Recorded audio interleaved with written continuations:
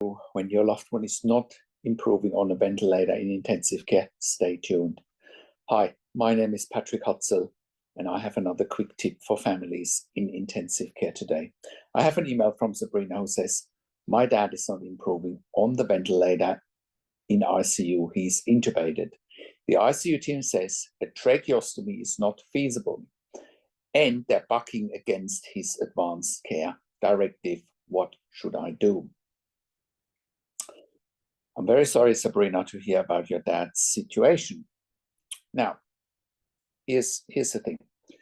So obviously your dad is challenged in ICU here and he can't come off the ventilator.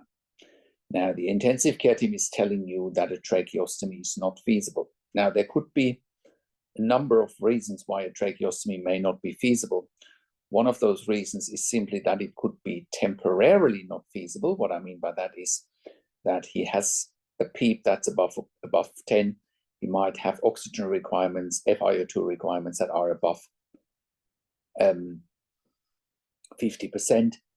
His arterial blood gases might be poor on high oxygen levels, high support levels, and that means until his underlying issues are fixed, it'll be very difficult to do a tracheostomy, right? So you have to actually find out why they're saying a tracheostomy is not feasible. Furthermore, he might be on high doses of anticoagulation for whatever reason, such as heparin or warfarin or any other anticoagulation that puts him at high risk of bleeding, which also is a contraindication for a tracheostomy. They might be able to stop the anticoagulation for a period of time so they can do a tracheostomy. Other contraindications for a tracheostomy can be that there's a short neck or there's other physical or anatomical deformities that prevent a tracheostomy, right? But other than that, from my experience, and my experience dates as way back as 25 years in critical care nursing, where I worked in 3 different countries and where I also worked as a nurse manager for over 5 years, and where I've been consulting and advocating for families in intensive care all over the world since 2013 here at intensivecarehotline.com. So from my experience, doesn't really, there's no other contraindications. So when they're saying a tracheostomy is not feasible, they might simply be misleading you. Unfortunately, as much as there's many good things happening in intensive care all around the world, the families and our clients that we are dealing with, unfortunately, they're challenged on many levels when they have a loved one in intensive care. And, you have to verify that what the intensive care team is telling you is actually accurate. So tracheostomy is not feasible. Ruling all the other things that I just mentioned, there's always the option of doing a tracheostomy, always. I haven't seen it any other way, right? It sounds to me like they don't want to do a tracheostomy for whatever reason.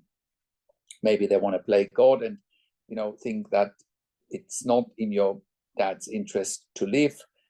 We hear this almost every day here when families contact us here at intensivecarehotline.com, where they say, the intensive care team is telling me, oh, it's not, quote unquote, in the best interest of my family member to live. Well, that is a whole lot of nonsense in my mind. It's not up to intensive care teams to decide who can live and who can die. And everyone needs to be given an opportunity to live. And that often means to perform a tracheostomy, assuming that's what patients and families want. And in this particular situation, Sabrina is saying that, her dad even has an advanced care directive, i.e., an advanced care directive is a legal document. And it probably says something along the lines of that your dad wants everything done if he's ever in a situation like that. And obviously the intensive care team has different ideas, but doesn't really have a say. And that's the good thing, families in intensive care, the biggest challenge for them is that they don't know what they don't know. They don't know what to look for. They don't know what questions to ask. They don't know their rights. They don't know how to manage doctors and nurses in intensive care. And I think that is exactly what you are dealing with here, Sabrina. You need a second opinion. You need someone who can interpret the clinical language for you. You need someone that can advocate for you like we do here at intensivecarehotline.com. Once we looked at medical records or have spoken to doctors and nurses directly and understand all the details that are happening with your dad, then we can, you know, advocate for you and also handhold you through this process. Because, you know, for example, if your dad can't come off the ventilator and with a tracheostomy, you know, you probably wouldn't even know that services like intensive care at home are an option. You know, once again, families in intensive care don't know what they don't know. Other things that need to be looked at in a situation like that are obviously ventilator settings, you know, I hinted towards that earlier in relation to a tracheostomy. But let's look at another scenario here, Sabrina. Let's just say your dad is getting close to coming off the ventilator. Now, you haven't said anything here, but again, you need someone to verify the clinical issues that are happening right now.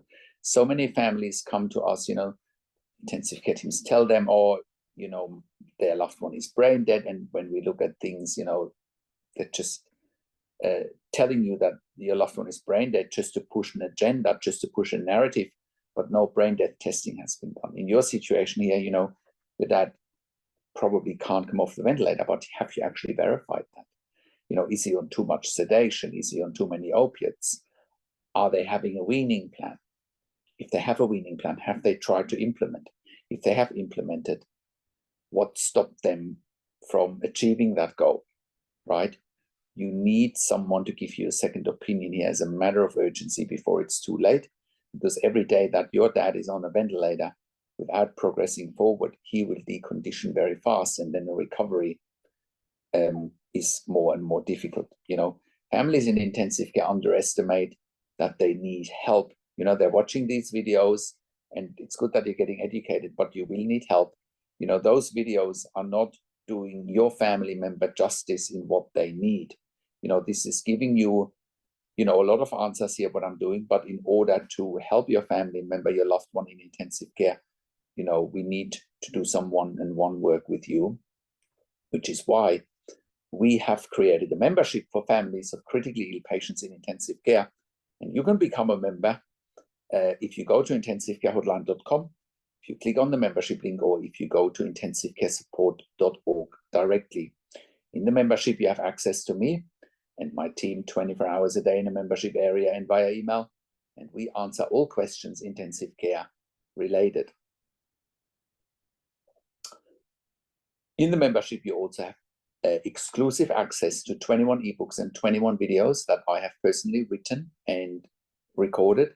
And I'm sharing all of my decades worth of intensive care nursing experience with you, what's happening behind the scenes, how you get results, and those ebooks and videos will help you to make informed decisions, have peace of mind, control power and influence, making sure your loved one gets best care and treatment. Furthermore, I also offer one-on-one consulting and advocacy over the phone, Skype, Zoom, WhatsApp, whichever medium works best for you. And I talk to you and your families directly. I handhold you through the process when you have a loved one in intensive care and get you 2 steps ahead of the intensive care team.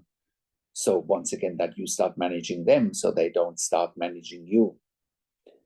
I also talk to doctors and nurses directly, and I ask all the questions that you haven't even considered asking, but must be asked when you have a loved one in intensive care, so that you can make informed decisions, have peace of mind, control power and influence, so that your loved one gets best care and treatment. I also represent you in family meetings with intensive care teams. I have been in hundreds of those family meetings with intensive care teams.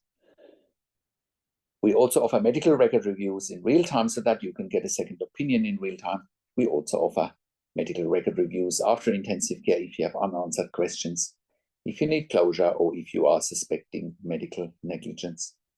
Thank you so much for watching. And all of that you get at intensivecarehotline.com. Call us on one of the numbers on the top of our website, or send us an email to support@intensivecarehotline.com with your questions. And if you like my videos, subscribe to my YouTube channel for regular updates for families in intensive care. Click the like button, click the notification bell, comment below what you want to see next, what questions and insights you have from this video. Share the video with your friends and families. I also do a weekly YouTube live where I answer your questions live on the show. And you will get notification for the YouTube live if you are a subscriber of my YouTube channel, or if you're a subscriber to our email newsletter at intensivecarehotline.com. Thank you so much for watching. This is Patrick Hutzel from intensivecarehotline.com, and I will talk to you in a few days. Take care for now.